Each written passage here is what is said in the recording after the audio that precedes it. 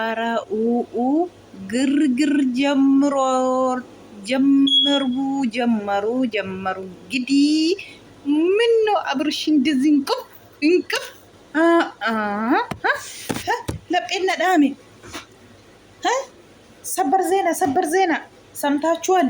የሆነ የድስ ትኩስ ወሬ እንዳታሳልፉ። ቆሙ ምን የሆኑ ነው? ኤሬ ጉዲ! ሁለት ወንድሞች በድብድብ ዛሬ ምን የሆኑ ነው? ምን አጋጠማት? ምን ሆነ? ከኢፍዬ ዛሬ ቅርታ ብላል። ደግሞ በማታ ግርግር ምን ሆናቸው ነው? ምን ይሄ ነው? ስቶፕ። እንግዲህ ምን ሰምታ ነው? ኢፍዬ ምን ታገኘ?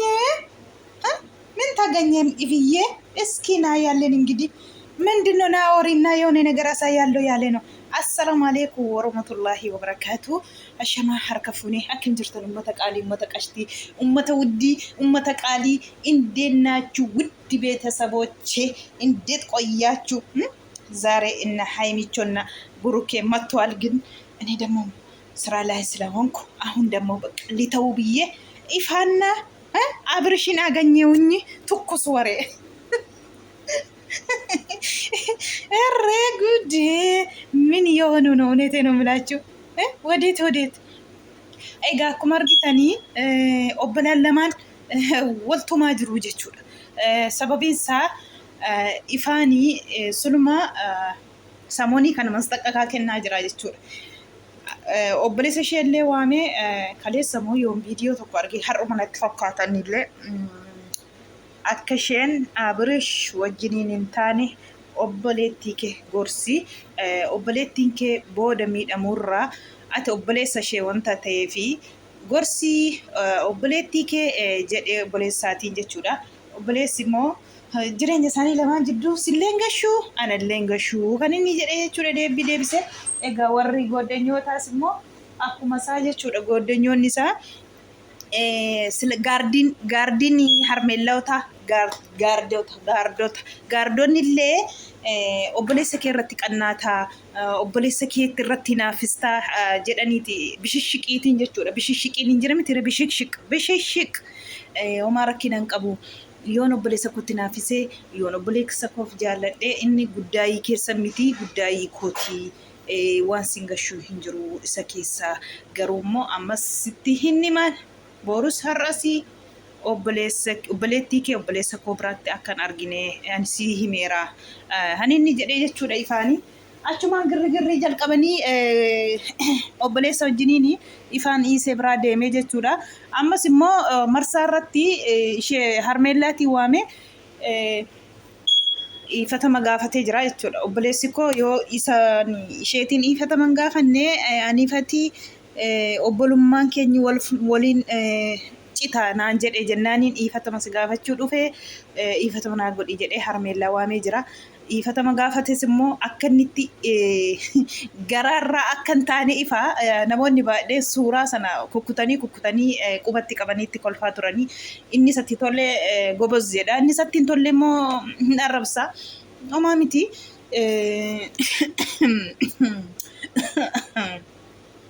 Egaa maaliifi galammoota laalee fakkaata.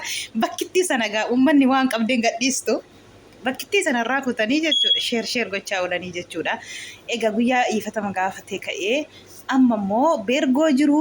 Beergoo keessatti maal fuutosiitii lamaan keessanuu jedhee dhaqee manatti wagaluu Abrish boskii keessa dhaate jechuudha.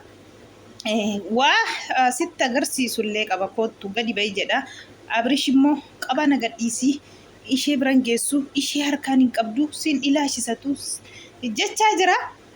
Baay'ee tokko nama gaddisiisa. Amma isheen gadi baate isheetiin haasawutti mana kana keessaa hin ba'u jedhee jira jechuudha. Ifa akkuma argitan jechuudha. Boskiitiin waltumanii jiru. Dubbii ho'isti obbolaan lamaan illee akka waaman biraa keessa hin galleef dubbii ho'isti jechuudha. Harka na kutee jechaa jirti jechuudha.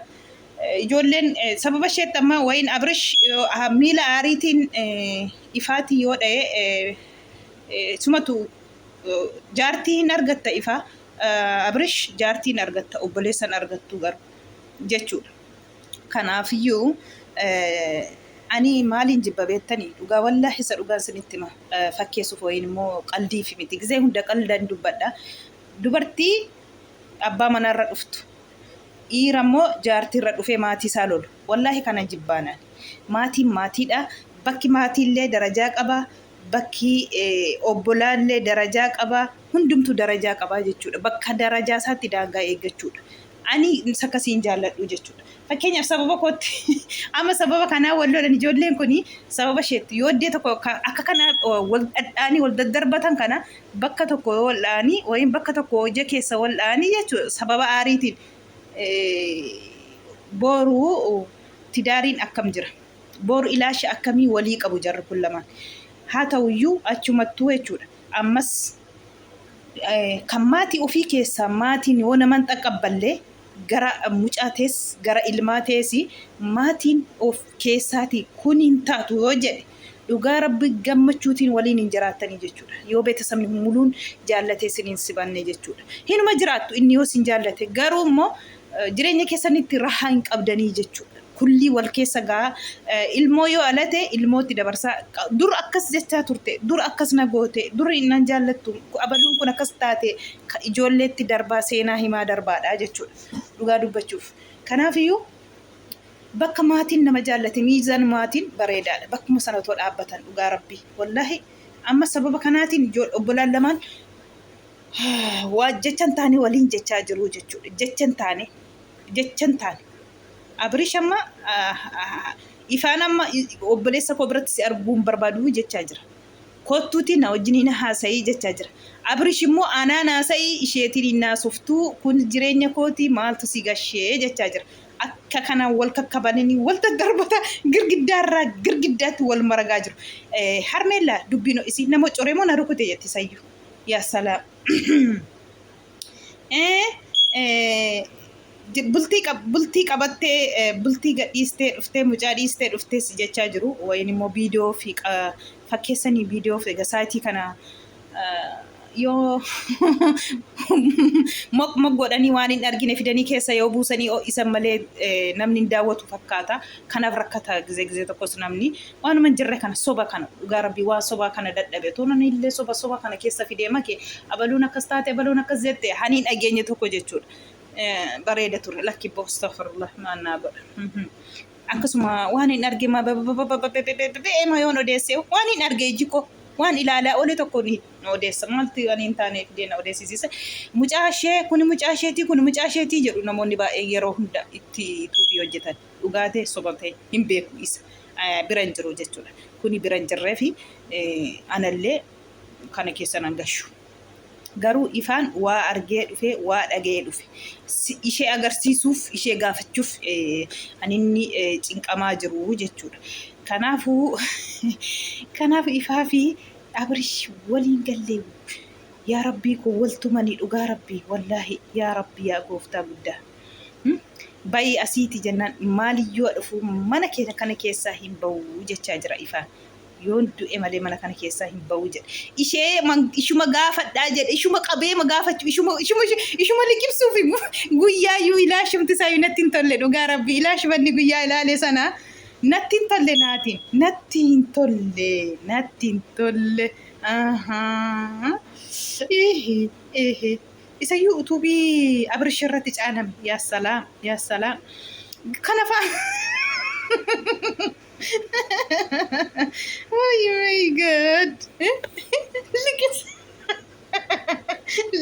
Akka kanallee hin qabne itti fiddanii maraginaa dhugaa rabbii. Akka kana miti yoom qabe yoo toonni hin qabiin miti inni darbate. Yoo toonni hin qabiin inni darbate iyyuu Abrish. Yaa rabbii yaa gooftaa guddaa dhugaa rabbii.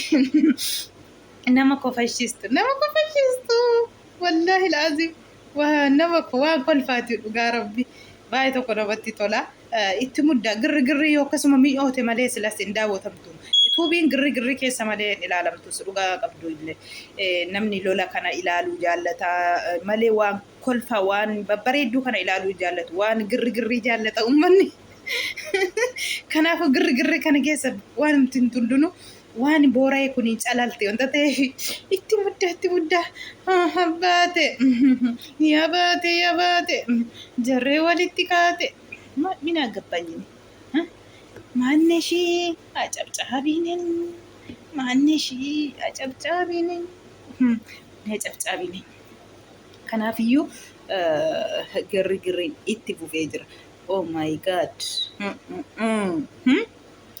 ara አብርሽ ከምትን ቀፍ ጎዴ ሐመተዩ የሰላም የሰላም የሰላም ያ ረበና ያ ከሪመና ከናፉ ነጋ ቡሳ ነጋን በሬዳዳ ስኒን ጀና ነጋን አከዱሁ አብዲ ቀምና ነጋን አከዱሁ ነጋ ነጋና አድፉ ዱጋ ረቢ ያ አላህ ነመሰዳች ሰዱጋ ረቢ ኢፋ الكاسرة فتا أبرشي إيسي فتوباتي بريدا ميلا آري كيسات اللي وان توكو رقامة ترقاقتي ما فيت أنت تيفي ترقاقي ويا والله قري كان كيسا وفي كيسا سجتشن تاني أفاني كيسا باتو شيء لا نمني قران إلادو كنفو ترقاقي أبرشي